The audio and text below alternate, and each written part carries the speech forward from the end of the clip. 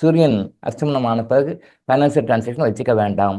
ஏன்னா ஃபைனான்ஸில் நீங்கள் ஸ்டெபிலிட்டியாக இருக்கணும்னா இதை ஃபாலோ பண்ணணும். கடன் இல்லாமல் வாழணும், ஃபைனான்ஸ் ஃப்ளோ, பணம் ஃப்ளோ வந்து நல்லா இருக்கணும் அப்படின்னு நீங்கள் நினைத்தால் இதை ஃபாலோ பண்ணுங்க. எக்ஸப்ஷனல் கேஸ்க்கு மட்டும் பண்ணிக்கோங்க, அதர்வைஸ் அவாய்ட் பண்ணுங்க. அதை 12 to 6 கொடுங்க, செவ்வாய்க்கிழமையில் கொடுங்க.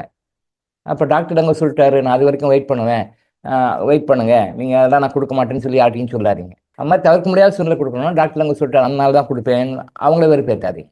அந்த மாதிரி நேரத்தில் டெய்லி ஏதாவது ஒரு டைமில் வந்து குளிகை டைம் வரும், குளிகைன்ற டைம் வரும், 1.5 மணி நேரம் வரும், அந்த டைமில் கொடுங்க. தவிர்க்க முடியாத சூழ்நிலைகள் எமர்ஜென்சி கொடுத்தாகணும் போது அந்த குளிகை டைம் டெய்லி வரும், அது தினமும் வரும். அந்த 1.5 மணி நேரத்தில் முடிஞ்ச வரைக்கும் அந்த செகண்ட் ஹாஃபில், ஃபர்ஸ்ட் ஹாஃப் இல்லை செகண்ட் ஹாஃப், அது 1.5 மணி நேரம் வரையும் 3/4 மணி நேரம் அது பிரிச்சிங்கன்னா செகண்ட் ஹாஃபில் முடிஞ்ச வரைக்கும் அந்த மாதிரி கொடுங்க. நேரில் கொடுத்தாலும் சரி, எந்த மாதிரி மோட் ஆஃப் ட்ரான்ஸ்ஃபர் பண்ணாலும் சரி, இப்படிலாம் பண்ணீங்க அப்படின்னா சீக்கிரத்தில் கடந்து நீங்கள் வெளியே வந்துடுவீங்க.